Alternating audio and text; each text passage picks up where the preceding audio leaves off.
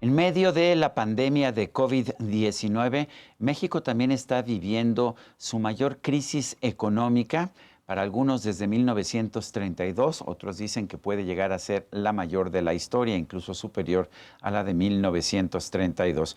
El presidente de la República nos dice que ya tocamos fondo y que las cosas no están mal, que las cosas están funcionando muy bien, que de hecho la gente está feliz porque está teniendo un programa muy vigoroso de reparto de dinero a través de programas sociales.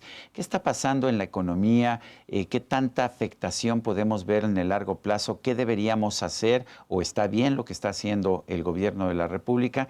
Para mí siempre es grato conversar con Luis Fonserrada.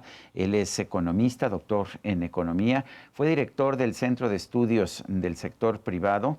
Es Chief Economist, principal economista de la American Chamber of Commerce de México y articulista del periódico El Universal. Luis Fonserrada, siempre es un gusto conversar contigo. Gracias por tomar nuestra videollamada.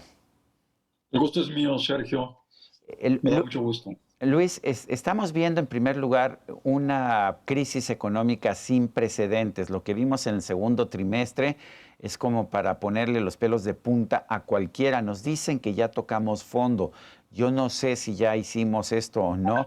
Me gustaría conocer tu punto de vista y más o menos qué estás esperando en lo que falta de este 2020. ¿Cómo no?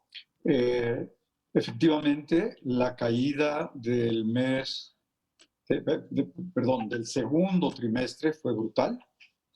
Eh, Caímos 18.9 trimestre eh, del segundo trimestre del 20 frente al segundo trimestre del 19. Es, digamos, 19%. Para poner en perspectiva, a lo mejor vale la pena pensar 19, pues se parece mucho a 20. Ujú. ¿Qué quiere decir? Que perdimos la quinta parte del producto de hace un año. Así de fuerte y así de claro.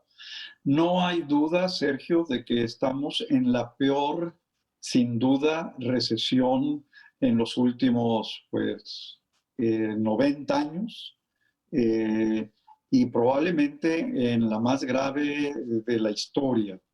¿Qué sucede?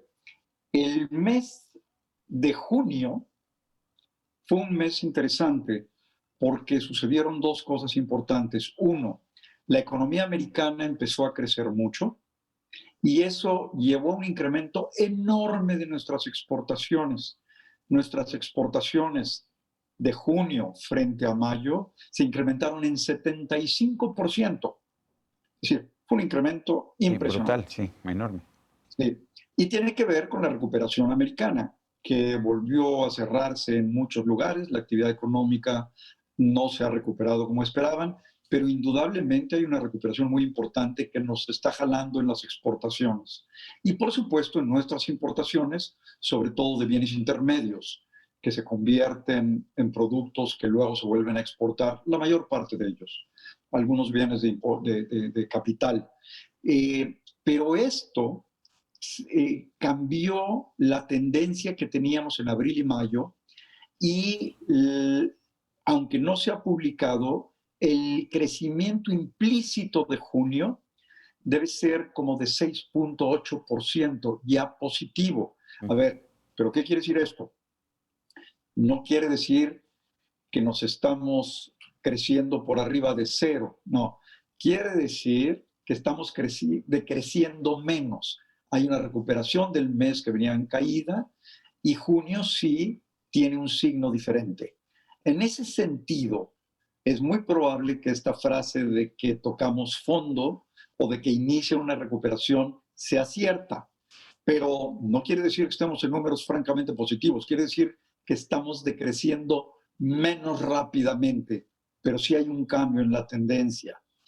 ¿Qué va a pasar el resto del año, Sergio? Pues va a depender del tercer y del cuarto trimestre, indudablemente, pero digamos, si todo el trimestre tercero creciera, vamos a decir, al 6%, manteniendo esa tasa de crecimiento mensual, y que el cuarto trimestre crezca un poco menos, a lo mejor un 4 o 5%, de todas maneras, la caída en el PIB de toda la economía, de toda la actividad económica en el año 20 va a ser de más de 2 dígitos, entre 11 y 12%, ¿no? Nosotros seguimos previendo 12%, esa fue mi estimación en la encuesta del Banco de México, un menos 12%, podemos andar por ahí. Pero dice el presidente que la forma de medir la economía o la crisis, como se hacía en el pasado, como hacían los neoliberales, que no funcionan, que la gente está más feliz ahora. ¿Tú qué opinas? No, a ver, el Producto Interno Bruto lo que mide es la cantidad de bienes y servicios que producimos. No mide bienestar. Eso lo sabemos desde que se inventó el Producto Interno Bruto hace muchas décadas. Así que no tiene sentido comparar una cosa con la otra. Una cosa es medir cuántos tornillos salen, ¿no? Y otra cosa es qué tan contento está el que hace los tornillos. Nada que ver. Entonces, el bienestar hay que medirlo de otra forma. Me parece que es imposible que con las cifras que estamos viendo de necesidad de empleo, el déficit de trabajo, Sergio, que tenemos a mayo, yo creo que en junio no puede haber mejorado mucho, si es que pudo haber mejorado algo. El déficit de trabajo es de 30 millones de personas sin trabajo, que no tienen empleo. 30 millones. No 1.100.000, que es el que se ha mencionado. Ese es el del Seguro Social, ¿no? Exactamente. Y eso no es empleo. Eso es afiliación en el Seguro Social.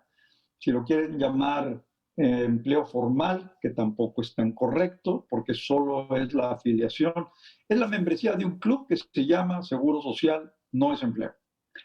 El verdadero déficit son estos 30 millones de personas, que equivale a una tasa brutal de 52% de brecha laboral, de déficit de trabajo, de la fuerza laboral potencial que tenemos en México. Es decir, la mitad, un poco más de la mitad de toda nuestra fuerza laboral potencial no tiene empleo. Esto es muy dramático. Yo no puedo pensar que haya bienestar o felicidad con una tasa de desempleo de este tipo, ¿no? Y por supuesto, la actividad económica pues te refleja esta imposibilidad de crear más empleos. Luis, el gobierno de la República ha decidido combatir esta situación incrementando, fortaleciendo sus programas de gasto social. Decía el presidente hace algunas semanas que hasta ahora 55% de las familias recibían algún tipo de subsidio social y que quiere aumentar esto a 70%. ¿Esta es la forma correcta de combatir esta gran recesión? Otros países del mundo están aumentando el gasto público, incrementando el déficit. México no está haciendo eso. ¿Qué nos puedes decir de estas dos formas de combatir esta situación? Por supuesto. Cuando vemos qué es lo que ha provocado esta situación, esta fuerte caída de la actividad económica y por lo tanto este enorme desempleo, pues lo que sucede es que se cayó la demanda de manera muy importante. La gente dejó de consumir, dejó de salir de su casa y dejó de consumir. Después de eso viene una clara caída en la producción, evidentemente.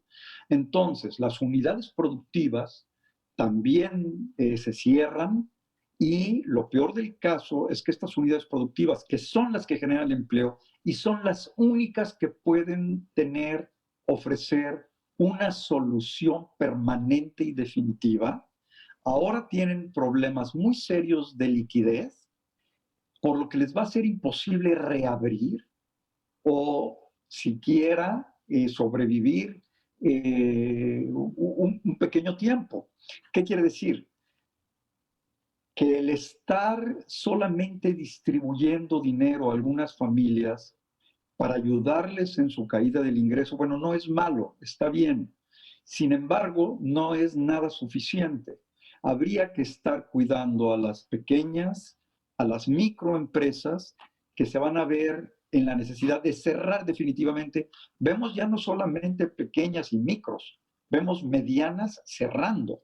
Y esto lo que va a implicar es una recuperación, el día que sea un poco más franca, larga, frágil, delicadísima, con una absorción de la gente que requiere empleo muy lenta, que va a implicar altos niveles de pobreza, Sergio, adicionalmente, mortalidad infantil, una morbilidad creciente. Irremediablemente, siempre suceden las crisis, ahora lo vamos a ver de manera mucho más dramática. El gobierno debió haber llevado a cabo un gasto público más fuerte, más amplio, sin importar los niveles de la deuda hoy. Y mira que un grupo de economistas hemos siempre sido muy críticos del endeudamiento, pero hoy era lo que había que hacer. Y no solamente, creo que con mayores niveles de deuda, mayor gasto público dirigido a una inversión productiva, el problema de la deuda incluso se hubiera reducido, porque esto hubiera impedido caer tanto y de hecho sentaría las bases para un mayor crecimiento, lo que incluso sería visto con buenos ojos por parte de las calificadoras, por ejemplo. Si vemos la situación en otros lugares del mundo, en los Estados Unidos o en Europa, nos damos cuenta de que esas economías estaban creciendo hasta que llegó la pandemia. Pero la economía mexicana dejó de crecer desde el 2019. Eso no es culpa de la pandemia. ¿De qué es culpa? ¿De qué políticas o de qué errores o es una cosa natural?